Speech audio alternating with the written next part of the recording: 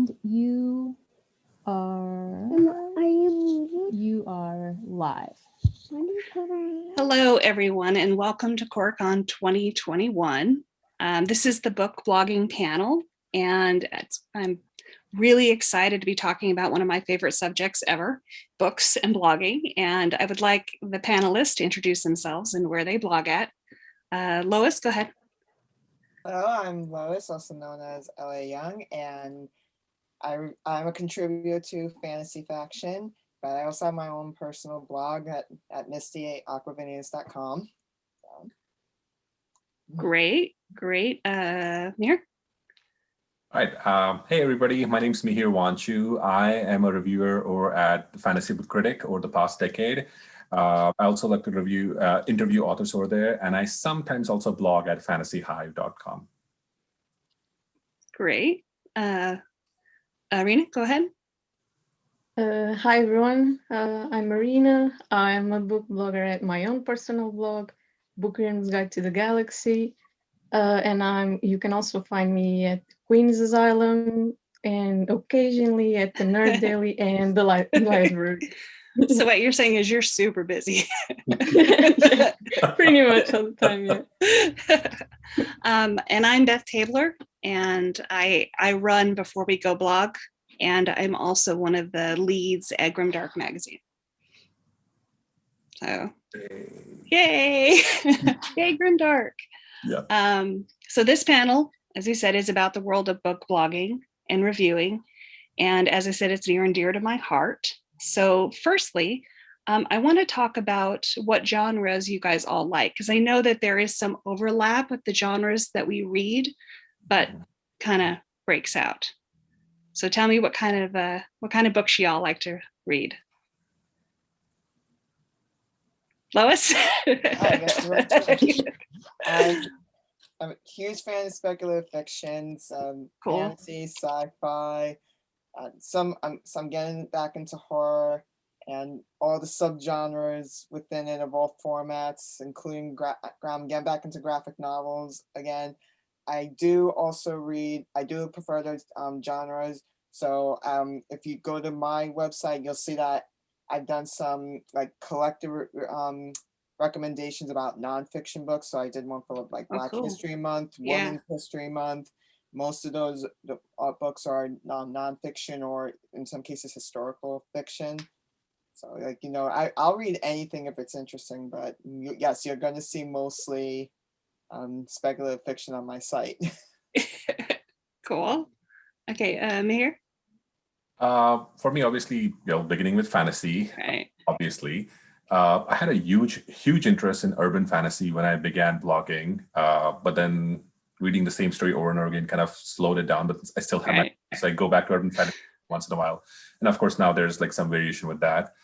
I read a lot of historical fiction and historical fantasy and mythological fantasy as well. Like if there's anybody who likes any story with any mythological basis, I'm all for it.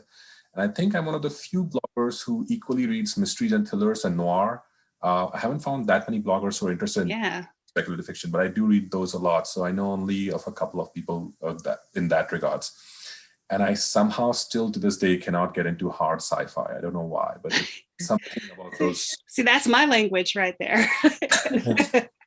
No matter how hard I try, my brain just shuts off, and no matter how I will not be able to enjoy it. So that's my sad, but yeah. Arina, what about you? Yeah, I'm with Lois on this one. I'll read anything as long as it catches my interest. As long as there's like a mystery at the heart, I'm all for it. But yeah, I've been in love with SFF since forever. So science fiction and fantasy is what you'll see me reading the most.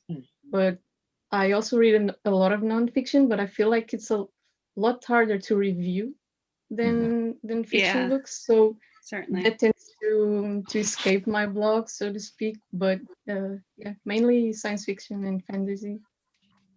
Okay, I'm along the same lines as you guys. I read a lot of fantasy. I read a lot of science fiction. I tend to read a lot of Grimdark, because Grimdark magazine and everything, and which is super dear to my heart. I do a lot of graphic novels. big fan of graphic novels. And something I don't see a lot is I do a lot of old school science fiction. I love golden age kind of science fiction, which you don't often see people getting excited about. But I have like 5 different Neuromancer covers, like in the other room. Yeah, like I'm all, Yeah, I I'm love with me some you. science fiction. Got it. Yeah, it feels like it's more classic fantasy that gets more attention than classic Sci-fi. sci-fi. Yeah, Yeah. it does. Unless Well- there's a movie like Dune. Mhm. Right, Yeah. that's my argument. I think it's because sci-fi took off when the movies were coming out, and as TV shows from the 60s, 70s, Star Trek, Mhm. Space Odyssey, then into Star Wars, the Alien films. So I think it's safe to say the sci-fi went, while there were books, the films took that over. So I mean, I'm not to Yeah. say there's no books on it, but there weren't that many golden age sci-fi, like book to movie productions as such, right? Because even with Star Trek and Star Wars, those were more like TV and movie properties. Mm-hmm. Golden age stuff, like you mentioned, like Arthur C. Clarke, or even Dune. Because I think the first time it was made, it was in the 1980s, but it was written in the 1960s, and I might be wrong with my dates. But like a lot of those golden age sci-fi bets which you mentioned didn't really get made. I think something of Arthur C. Clarke, Lorama, or something like that is under production on Apple TV or something that I've heard. Really? I didn't know think that. so. I might be wrong. I have Rendezvous with Rama. maybe Yeah. that one, but I remember the Rama series because it was mentioned that it is our foundation. One of the two is, I think, under production or is maybe going to production, some of them on Apple TV. But yeah, maybe I should take some recommendations for you for this whole kind of get my interest up. I think Ringworld. I've heard talk about Ringworld also coming up. But most of what I've heard recently is people getting very, very excited about Dune, and rightly so. I mean, Dune's pretty awesome, and it looks like at least from the snippets of video that I've seen, it looks like a fair job is being done for it. hopefully they do the twist. It's gonna be hard. That's all I'm going to say without spoiling. It's gonna be one of those things like people are gonna go and like, oh yeah, that's great, and then people who know the book are gonna be all right. How did you all get into reading? Like, have you all been heavy duty readers since you were kids, or was there a gateway book of a sort that got you going? Yeah, I think this one was gradual for me because I basically come from a family of readers. My grandparents were more of the type of the oral storytelling type, and they really inducted me into stories. But then my parents, especially my mother and my father is a huge Dune fan, by the way. Now that we're on topic, like he collects everything. He has all the books. He's still collecting all the hardbacks, and yeah. So his enthusiasm also kind of rubbed off on me. So I think I've been a reader since I was a child because of those influences, which I'm pretty excited about because I don't think I'd be reading if it wasn't for them. I had a similar influence from my folks. My dad was a super fantasy reader, so we always had a giant library in the house, and I could take any book off of it I wanted to. And I was a big reader, but I think Lord of the Rings was actually my gateway drug into the fantasy, because I read that and I'm like, oh, this is just the greatest thing ever. And then, okay, what else is available? And then I just started this big snowball of you fell down the rabbit hole, right? Yeah, seriously. Yeah. I think I was about 10 years old when I first tried to read Dune, and yeah, I don't recommend that. Not a 10, right? When you're 10 years old, because you're not gonna get mess you up. Yeah. For me, while I was growing up, I liked reading, but I didn't have a lot of access to books. I grew up in India. Libraries were not that much of a thing. I was lucky though because my uncles used to live in the USA, and so every time they would visit, they would just bring random comics. So I have memories of my childhood of reading random comics like Thor one issue and Superman one issue, and I would Cool. love that. I was wait for them to come, after years. Like they would come every 2 years or so, and so I would get this huge load of random comics and I'd read that. I didn't really start reading until I was in my late teenage years, and I just happened to read a book called Chromosome 6 by Robin Cook, which is like a medical thriller with some sci-fi stuff. It was really exciting, and I was like, suddenly I was exposed to this world of like, oh, besides comics, there are these books which you can read, and you can imagine stuff. I didn't really touch fantasy, and again, it was just due to the dearth of books available in India, because somehow like we didn't get a lot of US books, we got some UK books. And for me, my gateway drug into fantasy was David Gemmell. To this day, I love that guy. I cannot get enough of him. I read his Winter Warriors, and like similar to you, Ben, something clicked in my mind. I'm like, I need more of this. And then I used to go, like there was this huge street in like the downtown of Bombay where we would call, where we would go to, like, because there would be booksellers on the road, and you just kind of like stroll by and grab books. So that was my like twice a month I would go over there, just save up my pocket money and go and then find these random books and buy them and then read them. And so that's how I got introduced to J.R.R. Tolkien, Terry Brooks, James Clemens, all of those, R.A. Salvatore as well, but again, not that many. And surprisingly, Dan Brown before he turned popular, because before then nobody knew of Dan Brown. It was just Dale Brown who was a popular thriller writer, but that was my story. Cool. My dad would take my brothers and I to the library once a month, and as the book trends were coming up, and I grew up in the 90s, so some of you already know where this is going. This is when the libraries would only have one copy of the latest books, so we went from the library to the bookstore, and we were roaming and the place, and this is when Babysitter's Club and Goosebumps were the thing. Now, my younger brother read the Goosebumps books. I would only read a few of them because they gave me nightmares. I'm not going to lie about that, but I still read some of them. But then Animorphs came out, and you want to talk about a book that the cover just draws you in? You just see the boy just morphing into it was a lizard. And that started, and then my group of friends, I'm still friends with two of them. One was reading Robert Jordan. We were kids, and he was already reading Robert Jordan. Impressive. And a friend of ours was reading Elizabeth Barrett, and this was as Harry Potter was taken off. And they were making fun of us, saying, "Why are you reading these kids' books? Read these." And we were the ones that actually did our homework, so we couldn't read for our English class, and we tried to scramble to read. I'm impressed. My friend was reading all these Robert Jordan books as they were coming out. He was I think it was the 7th or 8th book when we were in high school, and he was reading it, and everyone's like, because everyone knew who Robert Jordan was. You didn't have to books, but everyone's like, he's reading that. Like, it was impressive. Solid 1,300 page book. And while we were in high school. Yes.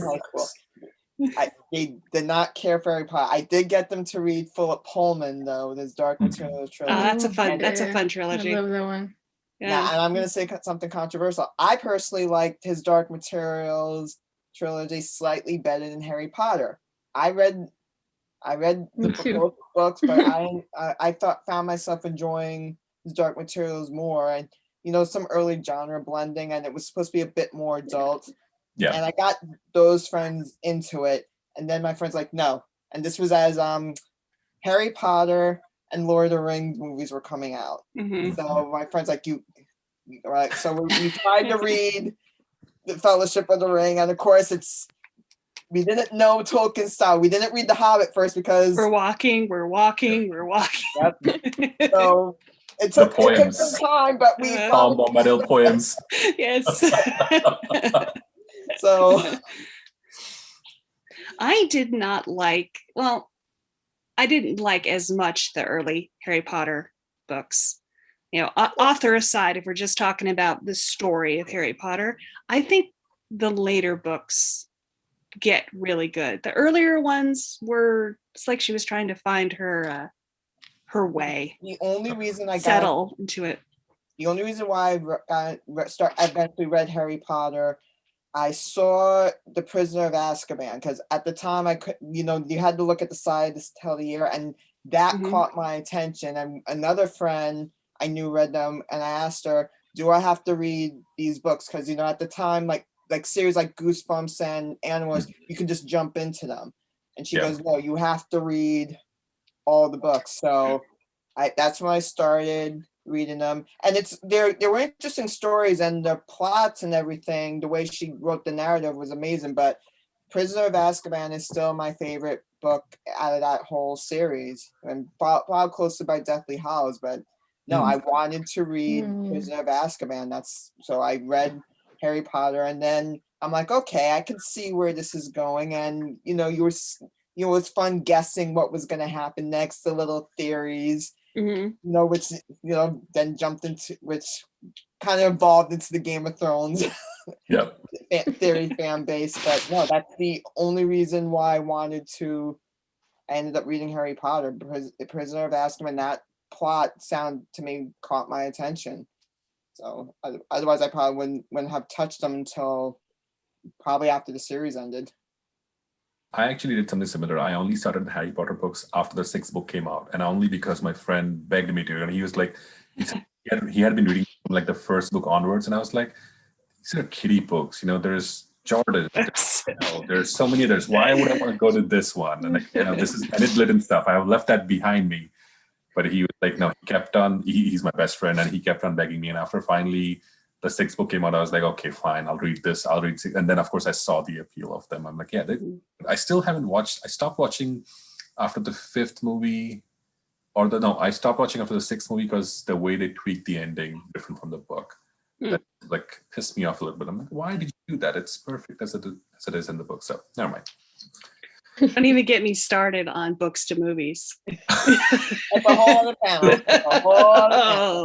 Let's wait for Dune to come out, and then we'll just tackle that one.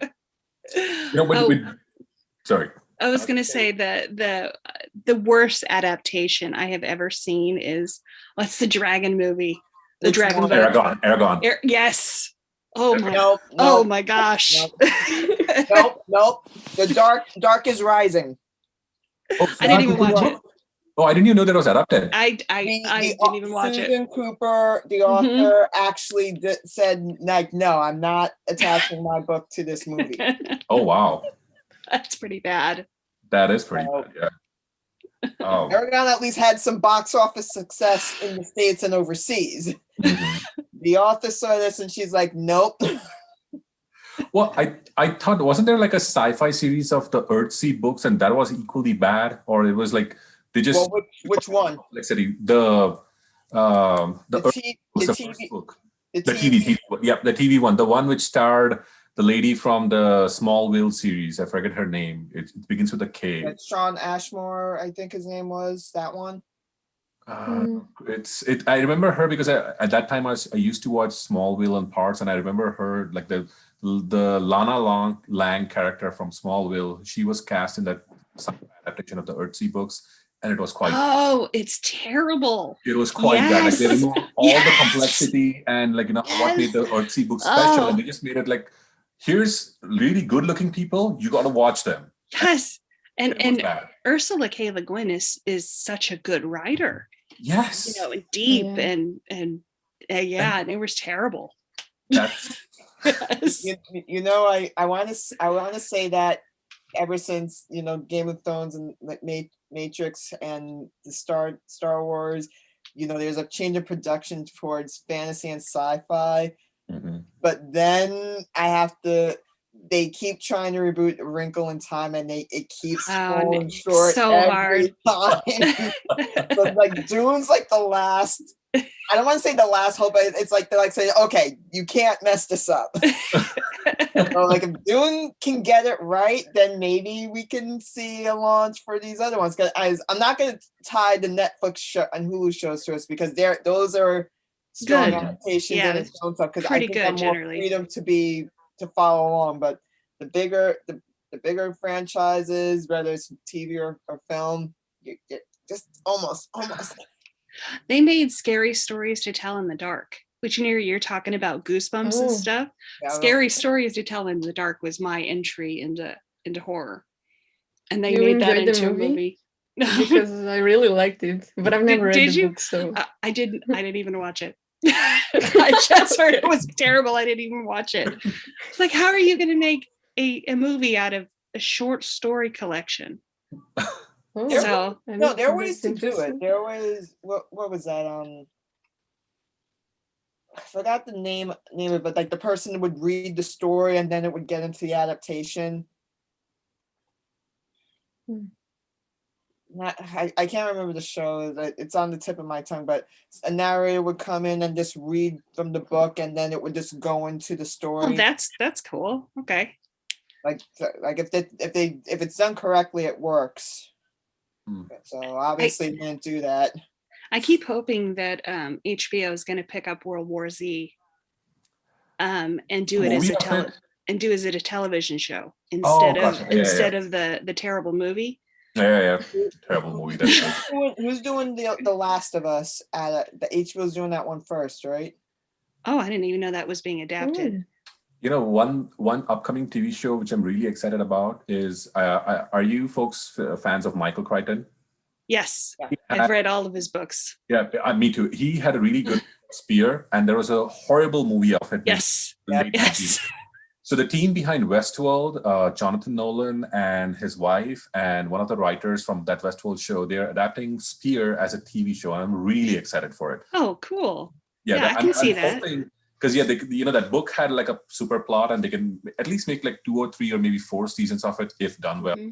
And then there's the Cersei book from Madeline Miller, which is getting like a one single 8-episode adaptation, which I'm really excited about as well. So those are the 2 things which I'm hoping they don't mess it up. Keeping my fingers crossed, Well, let me ask you guys, how you got into blogging? Like, how did your blogging start? Just want to share those books with the world? I was part of the Game of Thrones fandom. I mentioned the theories. Those essays are still being read. So one of the early ones, like, I was in a literature program. All this schooling pays off, and my essay, how William Faulkner influenced George R.R. Martin, and I just compared. I just read. That's very cool. Absalom. I forgot the name of the other one, but I just linked. I tied everything, then I guessed. I'm like, I think I can guess how the series is going to end, and I took it from there. But at one point, I'm reading other books, and everyone's, the 5th book had come out after the season 1 ended. So and we're still waiting for Winds of Winter, and one of my it took longer because this isn't one of my earlier posts, but I did what to read while you wait for Winds of Winter, and these were some of the books I've already read at the time, similar genre, and I came up with 15, and then I'm like, I should start reviewing these, because at the time I've only written a review for Little Fires Everywhere, which just about everyone has done, but then I reviewed Battle Royale, the novel, the one that the Hunger Games rips off. Really good. Yes, so good. The Japanese novel. Japanese one. Yes. Yep. But then I wrote an essay talking about how it tied to Lord of the Flies, and the author said, I read Lord of the Flies for my English class and I thought it was outdated, so I wrote Battle Royale. So after reviewing Battle Royale, I wrote this crazy essay saying, remember when we had to read Lord of the Flies? Well, look what came out of that. and then I was just thinking, saying, no, some people are interested, some are, and I just kept going. And at the time, and I'm saying at the time because that no one knows if it's coming back, Book Expo in New York. That's where I would go there just about every year and come back with piles of books, upper arm strength. books were for free, and you would read as many as you could until the next one. Mm-hmm. And early reviews saying, I got this book, so let me tell you about it and why you should read it. That's all of us. Yeah, basically. Mihir, what about you? For me, this was of course back again when I was in India. Like, find the books, read them, try to get more of those books, and then email the authors. That was the only way for me to like get in touch with the authors. So I contacted a bunch of them, like Douglas Preston, James Rollins. I was deeply saddened to have missed David Gemmell because of his untimely death. But one of my favorite authors at that time, Sarah Ash, she was just kind enough to reply back to me, and I was asking questions about her world and everything. And at the same time, I was also following the blogosphere, because at that time, there's only a few blogs. There was Fantasy Book Critic, there was the SFF World, and then there was Pat's Fantasy Hot List. And I used to follow them just to kind of find out the books which they were coming out, and then maybe you read them a year or two later when they would come out in India. And I just happened to mention to Robert Thompson, the owner of the Fantasy Book Critic blog, like, hey, I had this interview, maybe if you want to use it. And he was like, yeah, sure. And then he was like, well, do you want to start reading and reviewing them? I'm like, yeah, I do. And that was my lucky break into blogging. So I started blogging. This was back in 2009, and I was still back in India back then. But then after I moved to the States, just around the turn of the decade, I got here, and then I discovered that they ship you books for free if you review them early. So since then I have been... You're like, sold. Yes. I used to spend my money. Now I don't have this. I still buy the books, but it was like I get books for free beforehand, before they even come out. So this was just like the dream thing for me. Arina, what about you? Yeah, I think I was also drawn to Opportunity Field when I heard that you could review arcs and all of that. But yeah, I think I'm probably the newbie here, because I only started blogging last year. So, which was a great year to start blogging, by the way. We all know. Yeah, but it was just natural to me. I've always loved reading and writing. Mm-hmm. So I thought, how can I combine these two things? Maybe writing about books. Okay, that sounds nice. So last year, because of everything that's going on, I found myself with a bit more time. So I started just pretty much just browsing the internet. I've always loved reading reviews, so I was wondering, okay, so can I maybe do this as well? And I actually started to get on Twitter to get to expand my knowledge of the community a bit more. And yeah, that's how my blog was born. And from there, I just started talking to people and getting into more blogs. And yeah, shout out to the ladies at the Queen's Asylum who invited me in. And absolutely, yeah, it's been fun ever since. Yeah. So I've always talked to everybody around me about books, annoyingly so. And I had a blog, and it was called, obviously, Before We Go, and it was because I like to try things. So I would try like 30 days or 30 different whiskeys, or I'd try things. And it was the Before We Go, as in before we die. Let's try some exciting stuff. And then I was like, well, I'm going to do some book reviewing on the blog too. Nobody read it, nobody cared, but then it just kind of snowballed, and then I kind of dropped the doing stuff, and became a full book blog. So it's Before We Go blog, but it's about books. I don't have a cool book title. Oh, that sounds fun. Before we go, yeah. Before we go, let's read some cool books. Yeah. And I feel like shorter names are usually the best. Yeah. Going for book titles is maybe sometimes a bit too long. Yeah, but you've recently reached a milestone on your blog. 800 posts. Yeah. Yay! Wow. Yeah, 800 posts, and I had a 5,000 hit month. Nice. Yeah. That's amazing. That is amazing. Especially, I love people who are doing it solo. We have like a coalition of bloggers on FBC, but bloggers, they need to hats off to them, because they do it everything for their blog and reading and reviewing. Wow. You know, I Sounds was exhausting. like the first 750 posts were all me. And then, you know, this last year I decided to open it up and see if people wanted to work with me and, you know, get some different books on there, get some different points of view. And that has been fantastic. Yeah, it's Let's been push our very viewing. cool. And then, you know, a whole Grimdark magazine, which has also been pretty great. And that's just totally taken off. Got to interview a Shout lot of out to Adrian and Tom. yes. Yes, very, very cool guys. And I've been able to become involved with the magazine, like actually getting the magazine going. I'm curating issue number 27, which comes out in July, which is a horror fantasy science fiction crossover. Oh, Nice. So it's I'm That so it's a- sounds great. yeah, it's like that thin line where you Mhm. can have a horror or you can have a science fiction or fantasy, but it's not too much of either. It's just right in the middle. Yeah, Yeah. that's very hard to get. That's very Yes, it's very specific, but it's really its own thing.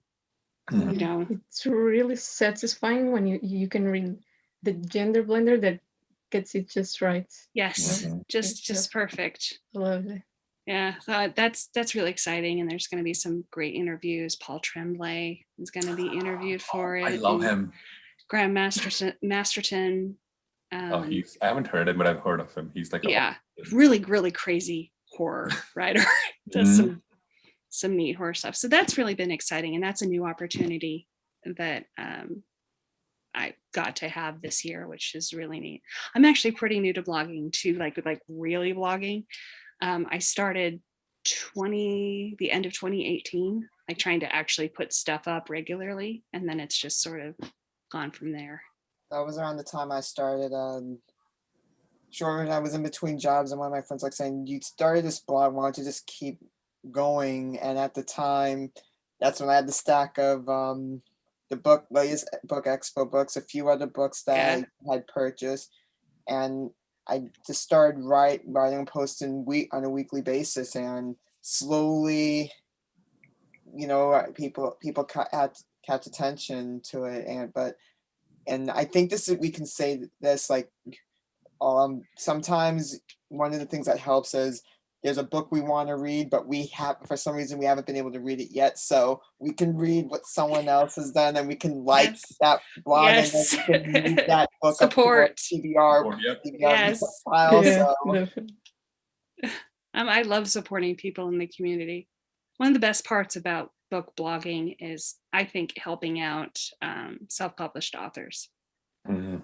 You know, like finding that really amazing self-published book that they, you know, you want to boost them and you want to talk about it and stuff, because they're doing everything themselves usually. Yep. That is hard. That's actually how I discovered one of my favorite authors as well. Like nearly 7-8 years ago, my father was like undergoing cancer treatments, and we were like really, he was in a bad spot. And during that time, like, you know, I had stopped reading. After 4 or 5 months, you know, I thought like, okay, let me just go back and look to see if I can find it, because I would pick up a book and my mind was just so jumbled up that I wouldn't even get like to read more than a page. Mm-hmm. I see this really awful cover on Amazon, and I'm saying it's really awful. It was really awful. Like, don't judge a book by its cover. Okay, fine. I read the blurb. The blurb seemed exciting. I was like, okay, and it was only for 99 cents. I was like, oh, what's the harm? You know, worst case scenario, it's just like 99 cents. I buy the book.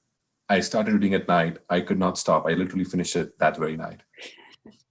And it's the weekend, thankfully. So I was like, okay, I don't have to do anything else. I went online. I'm like, the other 2 books are available. I'm like, yay, this guy's awesome. I bought the 2 books. I read them over the weekend. And I'm like, who is this guy? Turns out there's this unknown self-published author by the name of Rob J. Hayes, who had put out this called The Ties That Bind. And I'm like, I'm not kidding, seriously. His first 3 covers of that first trilogy of his, I love him, and he knows this, but they were just some. You guys should really just Google them, like Ties That 2013. I will tell you, those covers will make people run away. And those books, I actually emailed him, and I didn't tell him that I hated those covers, but I was like, that somehow ignited me, the need to seek out self-published authors. And before that, I only heard of Anthony Ryan, who was that with Bloodsong, who kind of jumped out from nowhere. And then of course SPFPO started in a few years, which has really been amazing now, since I've been able to take part in it every year. So that has been really amazing. And then now it has just grown and grown. And now we have so many new authors, and it's so good because then people can write whatever they want, and you have these new combinations coming out as well. Nope. Absolutely. Yeah. I think a lot of the originality from self-publishing comes a bit from being unshackled by industry. I absolutely agree. Resets, yeah, but I've had a similar experience this year, actually last year, but a different one with the cover, in that I saw this absolutely amazing cover, I think on Fantasy Book Critic, if I'm not wrong. Yeah, and I was enraptured by the cover, so I went to check out the book. The author was kind enough to give me an arc, and that became my favorite book, I think, on my okay, I'm gonna be a bit hyperbolic, but probably my favorite book in my entire life, because that book was amazing. It was this great genre blender. It had such fresh ideas. I've never read anything like it. And yeah, shout out to Don Watson, The Boy Who Walked Too Far. Yes. I love that book. Yes. I will shout about it any chance I get, because I just love it. That book is crazy wild. If you folks haven't heard, yeah, it's crazy wild. There's no way you can't even blurb it, you can't even describe it. You have to read it for yourself. yeah, It's set at the end of time on a planet where the entire universe's people are there, and it's a detective story, and it features a man made of stone and a monkey. Brilliant. I don't even know how to describe the simian character. Yeah, like a Neanderthal. Yeah, Yes. so it's just like Mihir saying, even though my review would be, I love this book, because there are no other words to describe it. Yeah. Like I just can't describe it. It's just, it's amazing. Just read the book. I love this. Yeah, just read the read book. That's the review. Just do it. And it has a fantastic cover as well. Like Dom was able to hire a new artist. He re-edited it, and that book is the inside is as good as the outside, and it's crazy. It's crazy. There's no other way to describe it. It's crazy good, but it's still crazy. That reminds me of a book I read recently. Have you guys ever heard of Psycho Killers in Love? I've heard of that title. Oh, so the cover and the title is just it. Normally, I just wouldn't, but I got into it, and it is so good.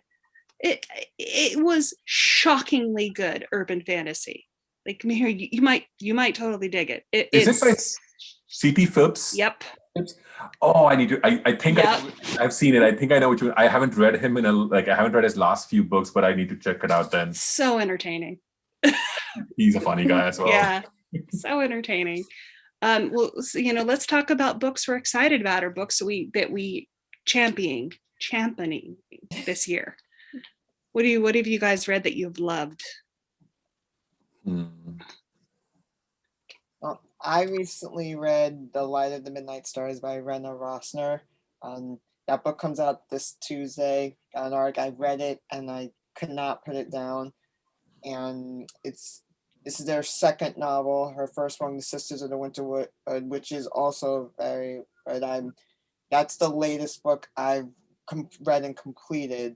That's coming out soon. The other book I finished, Over the Woodward Wall by A. Deborah Baker. Really good. And Shannon McGuire. Yep, really good. Because I love Middle Game. Yes. I'm really excited for. It's not a sequel. It's like a companion novel. Mm-hmm. But Over the Woodward Wall, which is supposed to be the book that's mentioned in Middle Game, that's the first of 4 books. The second one, which title I can't remember, comes out later this year. That's gonna be well. And just to describe, it's its own version of the Wizard of Oz books and Alice's Adventures in Wonderland Through the Looking Glass. It's its own version of that. She's crazy brilliant. Just crazy brilliant. Like I've read everything she's ever written, or they, I'm not sure if I've read everything that they have written. And Nira Grant or Shauna McGuire. Crazy brilliant. And eight Fantastic. Baker. Yeah, yes.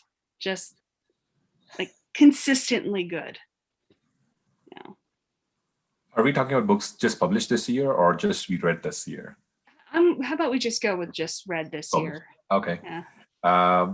Blood Hair by Ilona Andrews. It's their it's kind of like a sequel to their Kate Daniels series, which was like this huge. I've read them all. Yep, I love every one of them. Yep. And it's a sequel to that series, but it's not. It doesn't feature Kate Daniels. It features another character who's Aurelia Ryder. They published it, and I was one of the lucky few to read an ARC of it. And my God, it is so good. It has comedy, it has romance, and the best part is like it's a sequel, which is truly a sequel. It doesn't do fan service. Like it has actually put us in it takes us back to the city of Atlanta after what happened with the Kate Daniels saga when it came to an end, and now you get to see the same characters but from a different angle and what has happened with them. And so it's just brilliant. Like I begged them for the sequel and they're like, we'll work on it. So that was one really awesome book. Gambit by Rob J. Hayes, which so good.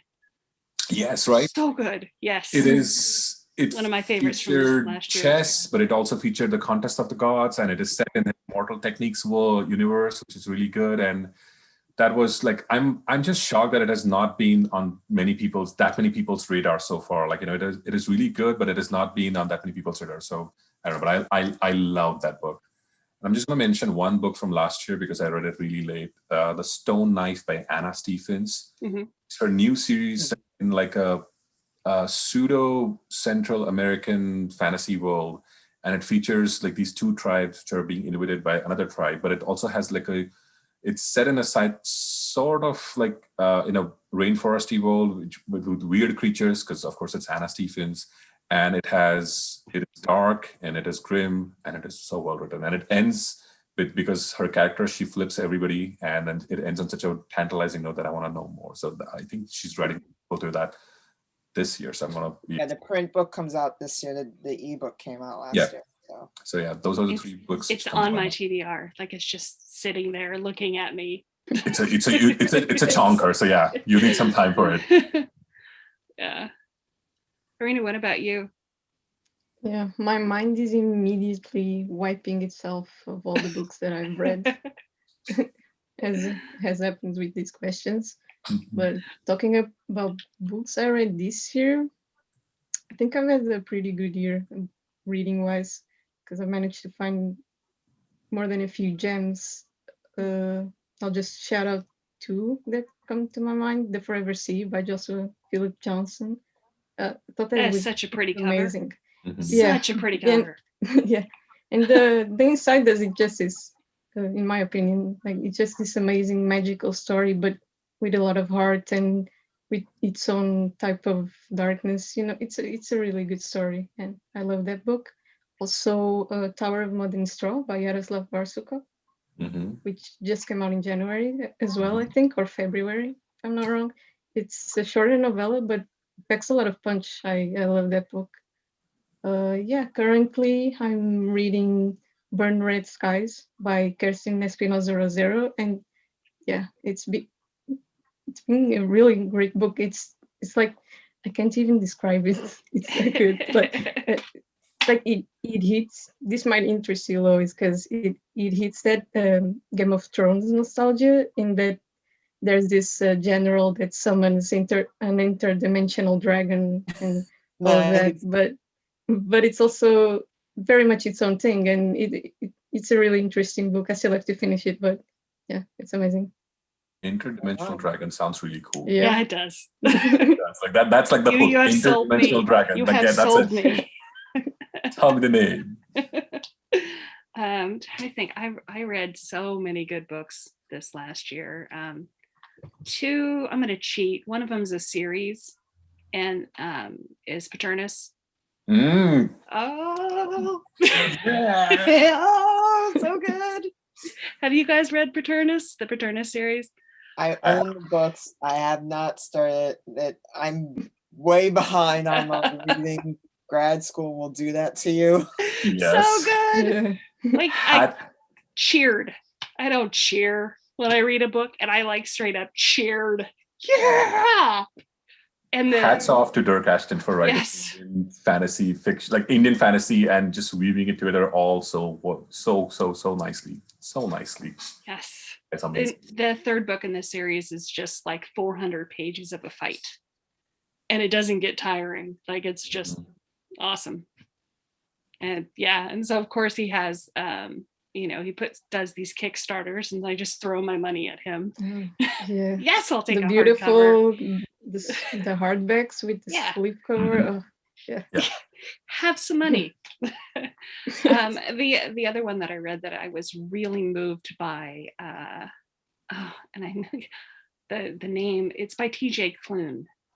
The House on the Cerulean Cerulean Sea. Sea. Yeah. Oh, my heart. Such a great book. Have you That guys was a beautiful story. Yeah. just I've heard about it. beautiful? The cover doesn't really like it's like a I feel like the cover implies a little bit of a strange, like it doesn't really match the story tone. Like No, it doesn't. serious, like it's supposedly a really good story about a romance and everything, but the cover seems more like a kiddie book to me. Like when I looked at it first, not kiddie, but like It's about kids. It is about kids. It is about kids, but the cover doesn't quite match does. up. Yeah. It does and it doesn't. It does and it doesn't. Because it doesn't really strike at you as being that serious of a book. Because from what I've heard from everybody, it's like it's really good, it's really serious, but it also is whimsical moments. But that cover just doesn't really imply the seriousness of it. It just gives like a, I don't know. It's what I would expect from it. I don't know.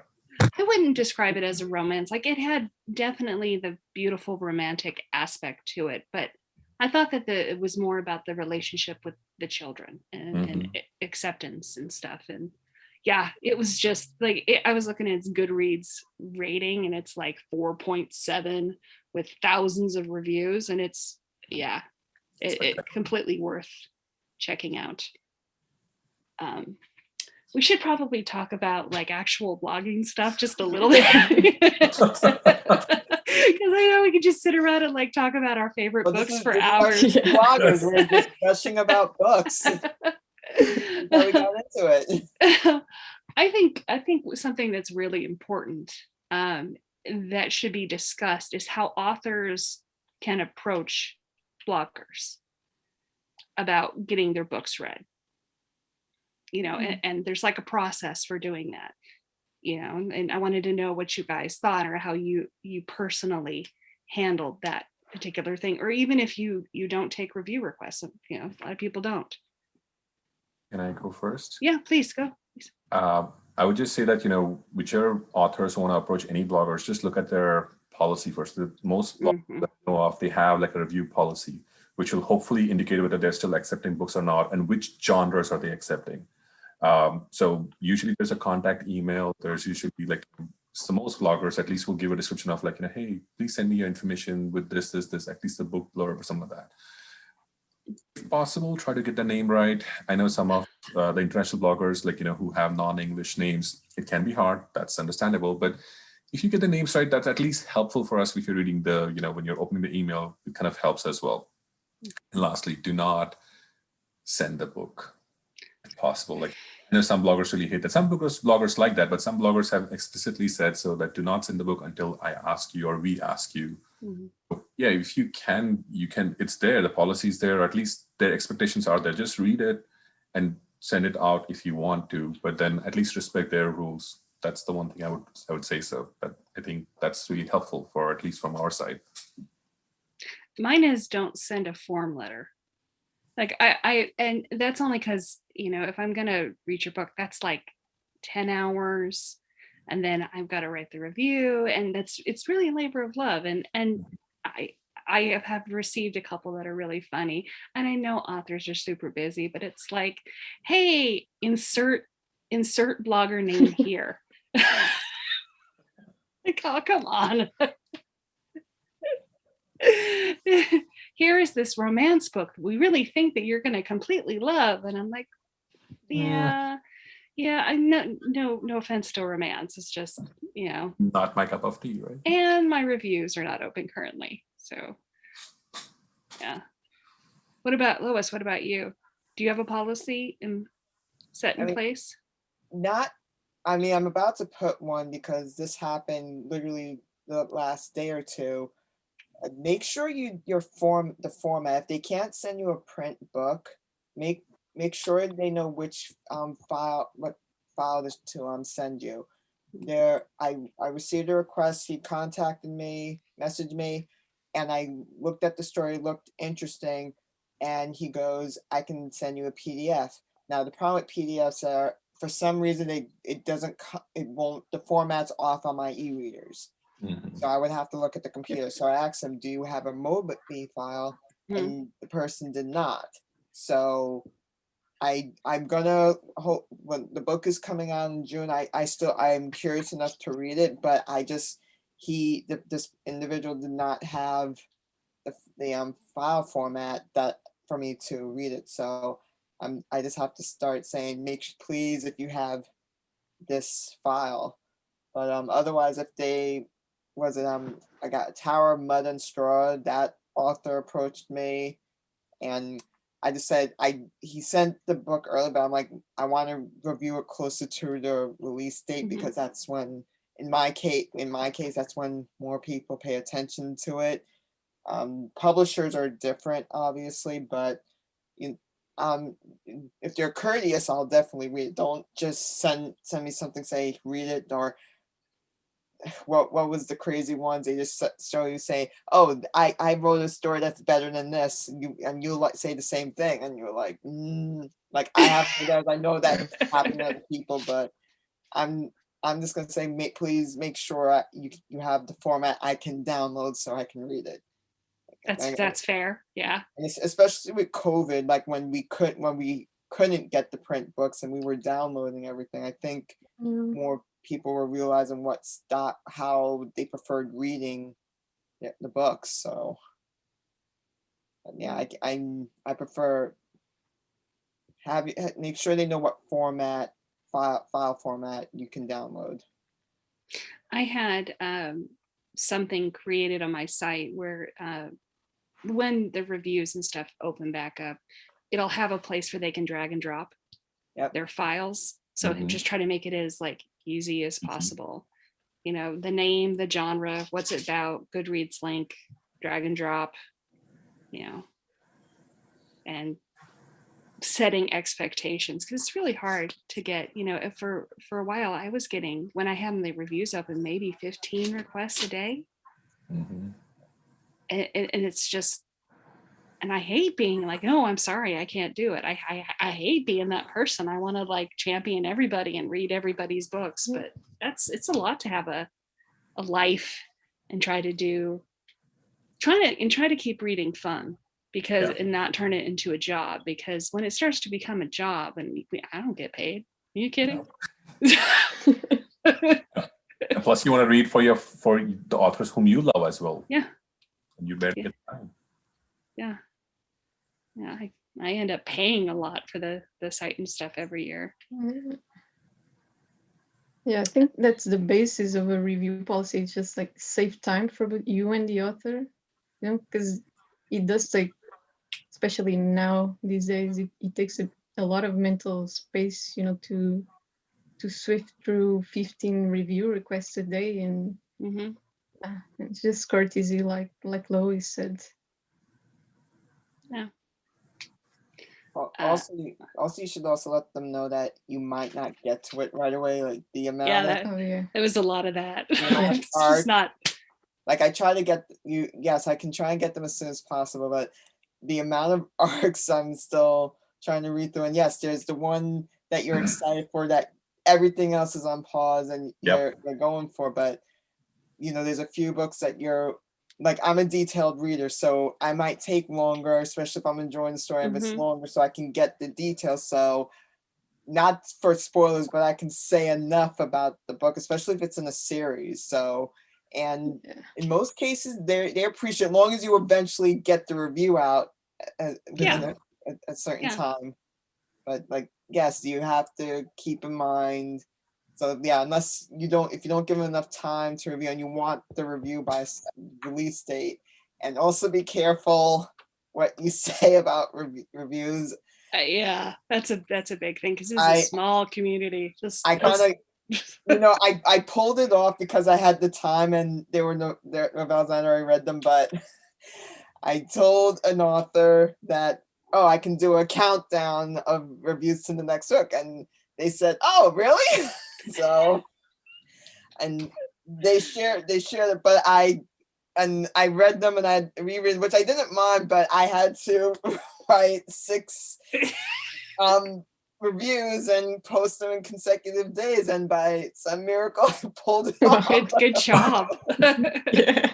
And I'm just like, I got myself into this situation. Not that I mind, but now I gotta deliver, which I did, and I'm never gonna say that again. That must have been so mentally exhausting, Lois. Yeah. Yes and no. I handwrite my reviews first, so that was the problem, but I enjoyed the books. It's I'm just saying Wayward Children. It was a Wayward Children book. Oh, the novella series, yeah. Yep. So Sean McGuire. So like, so those are good. Those are great. I was already a fan of the stories, so it wasn't a problem. I just had to write, and I say 6 because there's a short story that I know not everyone ended up reading. So 6, and I had some time, extra time off, and I was able to write a few and post them, and then the 7th book came out, and I read and posted that. You're like, weekend, so. Okay. So, be very careful what you say. Because if you can't do it, I got lucky. I had the time to do it. And I still don't know how I did it, but I did it. Kudos to you, Lois. I've run into that a couple times, you know, like I get an opportunity to interview somebody they're really excited about, but like, and they're putting out their 4th book or something. So I'm like, okay, well, I'm going to have to spend the next 3 weeks, like plowing through the first 3 books and then the 4th book, just to make sure that I'm up on everything. But Paternus was pretty cool, because I did last month a focus on, like, I called it, you know, getting to know your new favorite author. Mm-hmm. So every day I would post multiple reviews about an author, like trying to cover short stories, long form, shorter novels and stuff, so people could like get a taste and say, you know, and then I ended up reading all of Dirk Ashton's books consecutively, and I'm the short stories very soon. They're really good too. Yeah, of course they are. They are. Let's see. We can continue talking, but I think it's going to end here pretty soon because we get an hour block. One of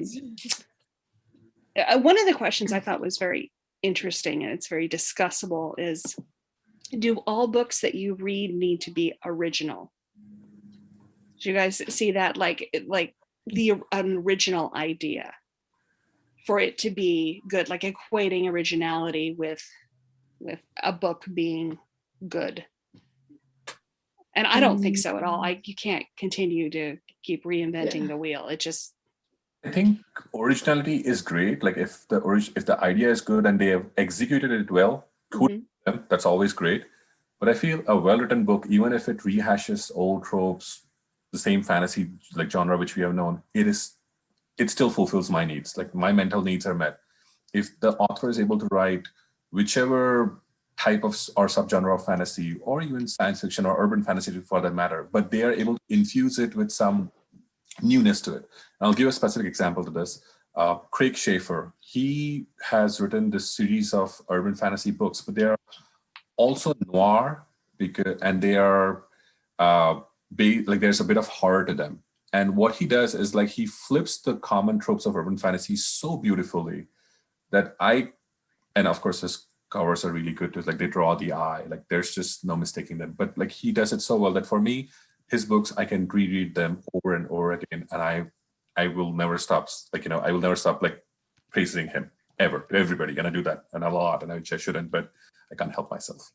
But yeah, if originality matters, yes. But if a book is written well, even if the idea seems to be done 1,000 times over. Even if the 1,001st time, if it's done well enough, I feel it'll find its fans. It'll Yes.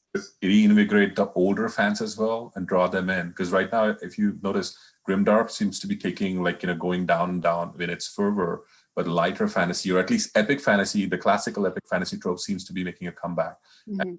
Good written books like that will rise up and will find its fans, or at least amongst all of us bloggers who'll be like, yeah, this is a good written book. I want to give it a shot.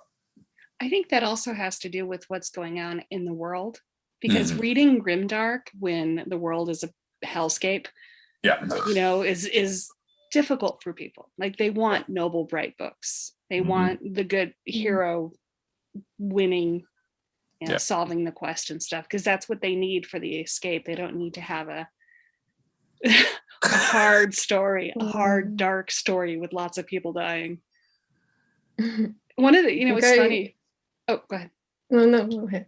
I was going to say, one of the things that I noticed right when the pandemic started is how many arcs I had of biological, like, weapons or plague or end of the world books that had come in that, like, I was scheduled to read, and I had to nope right out of that, just because I tried. The sci-fi dystopian authors were saying, I can't read. I don't know how I came up with this. There's some of these were too realistic. In fact, there was a top 10 of books and movies that were too similar to the COVID. Yeah. It was strictly the COVID one. It wasn't the zombies or the alien invade. Like, no, it was specifically this. And they were like saying, yeah, if this hits too close to home, here's the ones to avoid. And I'm just like, you really went that far. So, but there are some people, like, they're saying, the science fiction. Why science fiction is so good? Because it could happen, and unfortunately it happened, and everyone needed to step back. But some of us kept plowing forward, and I don't want to say that's going to change the tone in some of the books we've been reading, and like, are the authors going to change a few things? I can't say, but yes, there's a shift right now. But give it a couple more years, it'll probably find its level. Yeah. I'll tell you guys a funny story. So I set challenges for myself every year, just because I do that. And one of the challenges that I had set for 2020 was to finish off Stephen King's catalog, because I have read most of Stephen King's catalog up until the beginning of 2020, but there were some books like Dolores Claiborne and that I had not read. I'm like, oh yeah, I totally, like, I'll read some of his obscure stuff. And that didn't last long. Because it's dark. It's dark. It's so dark. He's got a short story called In the Tall Grass. Have you guys ever heard of In the Tall Grass? It was made into a movie. Okay, that's on Netflix. He wrote it with his son, and he's like, he wanted to take horror and just, like, hold my beer. Hold my beer. And Stephen King said, "Oh, that's a code for the book." Like, I read it, I finished it, and I'm like, oh, my brain is so bruised. Oh no, like sucking on my thumb. So we will want books like that, but like you more power to you. Stay alone. I'm like, I need some puppies. Where are the puppies? The most grimdark author I've ever read is a British mystery crime writer. Her name is Mihir. I don't know if I never recommend her, because I read one of her books and it threw me into a depression for 15 days. I literally had to watch nonsensical Bollywood to get myself out of the funk. And to this day, I admire her from far away, but I have never returned to her books just because nope. Yeah, no. Kudos to her. I'm scared of her subconscious, because that story, and she wrote the story, and it has no supernatural, there's no paranormal. It is pure Oh, dark. procedural crime or mystery book. Uh-huh. Oh dear God! It's like I to all the horror authors and grimdark authors out there, like if you think you can do it better, no, you can't. You have to read Mihir, and then and if you can top her, kudos to you. But I'm not reading your books. It's not one of those things where you experience it once and never again. You say never again, because did it. It literally shook me. The ending of her book was like I knew it was not real, but yet I don't want to spoil it because it is like Seven, the movie Seven. Oh, it is like, I mean, Seven seems like a cheerful movie. Wow. Yes, and I'm saying if Seven has a cheerful ending compared to what she did in that book, cheerful. And anybody who has watched Seven knows, what happens in the end. But what's in the box? What's in the box? Mihir's book, and this one was, I think, and I'm forgetting it, whether it was The Birdman or In Treatment. It was her second book. But oh dear God, yeah, that book, like, I never recommend her. I never tell anybody about her. But yes, scariest lady I've ever read, and I never go back to her ever again. Mark Lawrence was mine. Like when I first started reading grimdark, I read the first one of the Prince book. I can't remember. Prince of Thorns. Yeah, I read Prince of Thorns. I'm like, oh, what is this? And I had to watch like puppy reaction videos, like cute prancing puppies on YouTube for a while, just to get it out of my system. And now that's like all I read. But at the time, it was shocking. Yeah, it's good and it's dark, but I know what you mean. It's really shocking. I think I've read this, but for one of my classes last semester, we were supposed to talk about a subgenre. So like, let me talk about grimdark, and so it was supposed to be introductory books to read, but grimdark also spins off into other media. And I mentioned The Last of Us game franchise. Now, those of you who don't play video games, the show, they're filming it, turning it into a TV adaptation. They're going to keep track of the video game.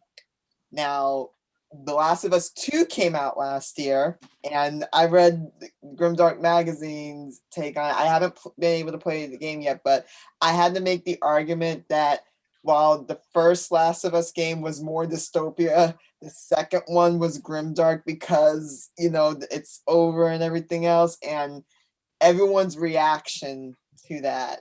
And I had to say, no, this is grimdark. That's why some of you couldn't handle the gameplay of it, because people bash the story and narrative, but I'm just like, no, it's supposed to be very, very dark. But grimdark, I mentioned Game of Thrones, and I guess I didn't fully know it was grimdark, but the Poppy War. Oh. And it's historical fantasy, but yes, it's there were a few wars before World War II broke out, and that was supposed to be about the war between China and Japan. Yeah, the Nanking City massacre. That comes later on, but the first book, but then you get to the second book, the Dragon Republic, and I'm just going to myself, and I'm like, so then was the meme where it's Game of Thrones. I forgot the second book, and then it's Eric. I forgot. Steven Erikson. Yep, Steven Erikson, and and they just put all the deaths, and then you just get to the first book, it's all sad, and he goes, and it says, "Bitch, please." Basically, and I'm sorry, but yeah, as of right now, the Poppy War outdoes Game of Thrones, A Song of Ice and Fire. I'm sorry. No, it does. It absolutely does. I haven't read it. It's sitting on my. I actually have I bought a physical copy of it. It's sitting on my library, being ready to I gotta be like, I gotta get in a real certain mind frame. It's good. Beth, you gotta because watch some really good, happy it's good. TV or Watch books before jumping into that. And you want to talk about tropes that got flipped. It starts off as the school trope. Mhm. Not necessarily a magic school, but it's a military school, and the protagonist goes on the magic path, shamanism, and then the war starts, and it's not that anymore. So you have several readers who are bashing the book, saying, "Wait, I thought this was a school book," and no, it's a book about war, and it says in the description, no, war breaks out, and she has to fight in the war, and it's supposed to be about how they train you for everything but the actual war experience, and you see what happens to her and all her classmates. Well, that sounds cheerful. Yeah, and I think somebody had described the author, like they blurbed the book as a dark gift from the newest daughter of Grimdark, and it is so true. Oh, that sounds very cool. Oh, it's good though. It is good, and yeah, you know, a book is good when all the reviews talk about the pain it gives. So, yeah. How many puppy videos did you have to watch? The puppy video scale. No, I can do better. I had to babysit that night, and you see, I'm wearing a Hayao Miyazaki shirt. I introduced them to Spirited Away that night. They loved it. Cool. Like that was like saying, "What are you gonna do?" No, I'm gonna go babysit, and this is the movie we're gonna watch. And they're like, "I think I want." I'm like, "No, I'm sure they'll love it." No, they love the movie. So we're eating popcorn. We're watching this happy movie about a girl that gets lost. Her parents get turned to pigs, but everything works out. Side question: anybody start watching Schitt's Creek last year? Just because? Not yet. No. I wish. Only me. My wife got me into it, and that was like a mind saver at some point. Just watch it back to back, and it was just really good amidst the world that was or is. Well, we need to be wrapping up. I swear we could just sit here for another 3 hours and just talk books and just be like the best time ever. Why don't we just once again talk about where we can be found and stuff, and say goodbye. So Lois, go ahead. I'm Ella Young, also known as Lois, and my main blog is Aquavinatus. It's at mistyaquavinatus.com. That's my regular blog. I also contribute to Fantasy Faction. I just wrote a review for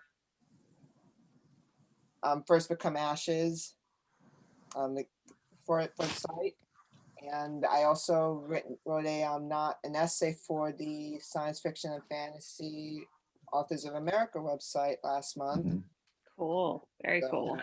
Storytelling and fantasy reveals unburies secrets along those lines. So you want to read some of my more nonfiction stuff, check that out. Nice. Mihir, go ahead. You can find me on the Fantasy Book Critic blog. I am one of the contributors over there, along with Lucas Birzewski. I'm going to mispronounce his name, sorry, and Caitlin Grieve. I'm also part of the SPFPO blogger judges. So you can find me on Twitter under the Fantasy Book Critic channel, as well as on the SPF Facebook group and on Goodreads. Yeah. Arina, how about you? Yeah. Probably the easiest way to connect with me is on Twitter. I'm under the handle Voyager Arina, and I have all my links there, the several blogs I write in. So yeah, that's probably the most direct channel to look for me. The most direct channel for me is Twitter too. I'm just really at Beth Tabler. It's very exciting. And then before we go, blog, and of course Grimdark magazine. And hit me up. Virginia just had a really great idea, and she said, why don't we talk about one book that we are hyped about that is coming out? Because I got one I'm real hyped about. I'm happy to talk about. I have a huge list, but I'll narrow it down. Okay, go ahead. What do you got? Probably my most anticipated book of this year is Son of the Storm by C. Davies Okungboa. I am hyped for that book, and yeah, I'm breathless thinking about it. And I actually get to read it because I joined a blog tour for it by Caffeine Book Tour, so I'm really excited. Oh, lucky. Yeah, Very I was really cool. lucky. That email made my entire year. I was like, Mihir, what about you? I cheat and say 3 because I can't make up my. Go ahead.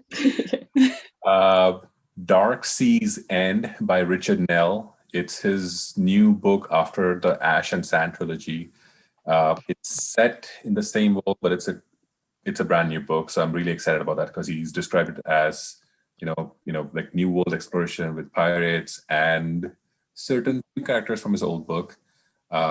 Craig Schaefer, as I mentioned, he's continuing his Daniel Foss series with his next Daniel Foss book called Down Among the Dead Men. And the title is so good, and the book is again so good.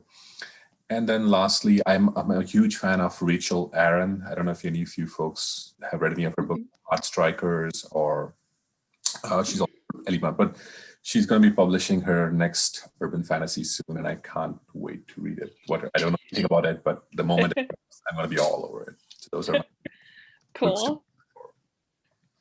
Lois, what about you? Everyone knows some of the many books I've been gushing about, but I'm gonna give this one to our debut book that's about to come out. She Who Became the Sun by Shelley. Oh, you stole mine! Yes. You stole mine! No, I don't have an arc for it at all, but I can't find a single author or reviewer who hasn't said anything bad about the book. I'm really excited to read that one. I mean, yes, that's up there, but was it The Black Tongue Thief? Mm-hmm. I've heard nothing but good things. That book wasn't even on my radar. I now have an arc for that. I'm excited to read that. The House of Always by Jen Lyons. That's the 4th book in her series. The Broken God, Gareth Herron. Yeah, I just got an arc for that. But yeah. But I'm giving it to like the Jasmine Throne's another one. But no, I'm giving this to She Who Became the Sun. I read that because I'm and from what I'm saying, it sounds very believable. I've actually read it. I'm like 50 pages into it, and it is gonna be big. It's the language that she uses is really good. Mm-hmm. So that one. Let's see. There is Star Eater. Yes. Have you guys seen Personal? Yeah, that looks very cool. That looks great. Let's see what else. There's a new Shauna Maguire book coming out for October Day, the end of the year. So I'm all over that. I love that series. You gave a slight teaser about that one. I won't ruin it for you though. Okay. I would love to review that and read that. What was another one? Not random shit flying through the air. Eye of the Shitstorm. Do you guys read Jackson Ford at all? I have his books. I have not been able to get. They're so much fun. They're just, and I'm looking forward to that. There's other ones, the Jasmine Throne and For the Wolf, and yeah, it's a really good year for books. Yep. That was pretty exciting. Pretty bad year for arcs. You're gonna want to get them all, so yeah, it's gonna be interesting. I'm just like scrolling through. Oh my god, what am I gonna get all these done? Scrolling through my 10% NetGalley ratio. My post tomorrow is going to be about NetGalley. That's all I'm going to say. And everyone can relate. I have I have an example of recent examples of each one. You want to laugh and reminisce. Look for my post on my Twitter handle. Read the post and please share your thoughts because I'm sure we can all have them. I got close to 80 once, just once. Wow. Yeah, I got close to 80. Yeah, and it's just like, I'm like, oh, and then there's 10 more books. It's down to 70. I'm really good for it. I really am. Please approve me.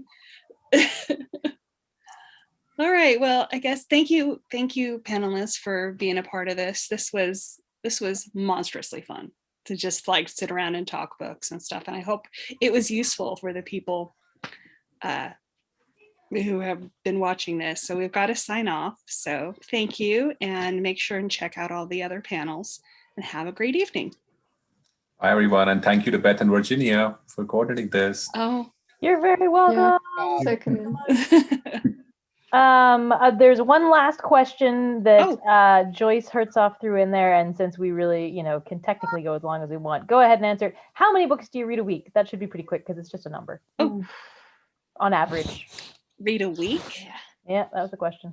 I read about 20 books a month. Oh. So however that works out, and it goes up and down depending Definitely upon how 5. I'm feeling. Right. I'm about to graduate, so I've been reading fewer books than I normally would, but average, because I also read novellas and other short indie books, I would say 2 to 3 a week. Mm-hmm. And also audiobooks help. Also. Audiobooks help a lot. That's good to know. When unusual, not panned down, 2 to 3 books a week, I'll say. Yeah. Mihir, what about you? Before the birth of my kids, it would easily be 5+. After the birth of my kids, and currently it's down to maybe 2 or 3, similar to Lois, if I'm really lucky. If I'm not, then maybe 1 book a week. Yeah, it really depends. For a time there, I couldn't read because it was just too depressing. Like I just with the pandemic and stuff, I just couldn't get the oomph to want to read. Yeah. Arina, what about you? Yeah, I think this year my average slid down to about 1 book a week, if I'm lucky enough to read a book a week. Last year I was reading about, I could read 20 books a month or even 25, but this year, I've been a bit slow in reading and I've fallen a bit behind, but I'm working on it. I swear. 1 book a week sounds all for accurate fun, enough. right? Yep. Yeah, it's all for fun. Yeah, exactly. Yeah, it gets a bit more complex when you have, review requests and all of that, but authors are pretty understanding, and I thank them a lot for that. So it's been working out. I have a tangentially related question, which is what's everybody's day job? If you don't mind talking about it, you don't have to at all. But does anyone want to mention their day job? Mainly because I'm just curious, like what all do you have to balance? I mean, everyone has families and stuff. I mean, you don't. That maybe it doesn't matter. But I kind of want to make the point for the audience that reviewers are doing this entirely on their free time. Everybody has day jobs and lives, and like no one's getting paid for this. And I feel like it drives it home to have a smattering of idea of what y'all do, but no one has to answer that. I can say I work in oncology clinical research. It's pretty exciting, but it's also pretty mentally draining. Yeah. I have 2 young kids, 5 and 2. So. Oh, you are so busy. Busy. Oh my God, I'm amazed you can read it all. I love reading. I used to be an architect. Awesome. Or I technically a landscape architect. But now I'm a stay-at-home mom. I have a 6-year-old. So we're doing the homeschooling and Bet you're equally busy. Yeah, and that is lots. It is a lot. It is a lot. I'm currently working in retail. I'm one of the many certified teachers who was not able to find a full-time job, and people ask me, do you think you dodge a bullet? It depends on the scenario, because the retail company I work for, we remained open also. So that's scary. I didn't get to stay at home. And you're also in school, right? Yeah, someone recommended going to school to become a librarian, and that's awesome. I was in the 2nd semester when the pandemic started, then so you're working, you're taking classes, and then you're still doing this writing. And so some people goes, well, how do you handle it? Saying, well, I'm used to not getting sleep, but for the mental health, you work out. So no, you want something to distract you, do a physical activity. It does help, and it will motivate you even more. But so And yeah, but I'm at my parents' house right now. Just some people did move in. I technically never left, but my answer is hopefully once everything opens up and I graduate, things will get better. Hopefully. Sure. I mean, the economy is not set up to help you out right now. So, yeah. What about you, Arina? Yeah, I'm in that same situation. Currently, I'm not working due to COVID, but I'm in college at the moment. Yeah. On my second semester. So yeah, it's been a good time to focus on the blog, but at the same time, I think there's this misconception that we're having online classes now, but there's this misconception that when you're at home, it's suddenly easier, but it gets equally mentally draining. Yeah. So it's been fun. I say ironically. I feel so much for people who are doing school right now remotely. Like I have adult ADHD, and personally, like doing school from home would not work well for me at all. My brain is not set up for that, and I would struggle so much. I really feel for. I've been tutoring a high school student since the pandemic started, and he also has ADHD, and I really feel for him and anyone else just with a similar brain to mine. I can't imagine. And even people who are perfectly neurotypical, it can't be easy, right? Like it's just, anyway, yeah, you have my sympathy. I wouldn't know, but pandemic has just made everything hard. I wouldn't know about everything is hard. Everything is exhausting. Everything is hard. Yeah, that's true. Everything is hard. Yep. There's nothing easy. Yeah, that's when blogging really becomes that safe haven, even if you can't do it as often. Mm-hmm. It's just a space where you can relax, and yeah, I've been grateful for that. And it's a community, so we were able to help each other out even more. And everyone wanted something to read, and you're just like, okay, I didn't get through this book yet. Here's someone I know who read it who can tell you more about it than I can. So it helped. That and just being able to find friends, like of a like mind. That has been like the one best thing about the blogging as well as the Twitter and Facebook community for me, because I don't have any friends where I live, and it's really hard. Like thankfully now I know Beth, who's at least in the same city as me, because like most of the people whom I know, or at least I am friendly with, they're in different countries even, or like different time zones. So that would be my hope that in the future, once this pandemic at least settles down, maybe we there can be opening up of the cons and everything, and so maybe I can get to go back again. Miss the in-person stuff. Wait, what just happened? I think Beth. Wait. Did we lose Beth? Yeah, I think so. Yeah. We lost Beth. Oh. Well, then I guess it's a good time to call this off. Missing our moderator. Thanks so much, all of you, for your time tonight and lovely, insightful comments. I personally really enjoyed this. And we've gone about 50% longer than we said we would, but hopefully people are still watching. I wouldn't have noticed. Yeah, and that's the thing, right? You get into these conversations and it's just like you keep going and going. But I will go ahead and end the stream. Thanks everyone who's been watching. And the very first event tomorrow is at 7 a.m. Central Time. It's writing and publishing during a pandemic, so very much related to our latest comments at the end here. And please check that out. I personally will be asleep, but if you are awake, please go watch that. And otherwise, it'll be on YouTube and you can find it later. Thanks so much, everyone, for coming. Don't forget to check out corncon.com, check out Artist Alley, check out all the things.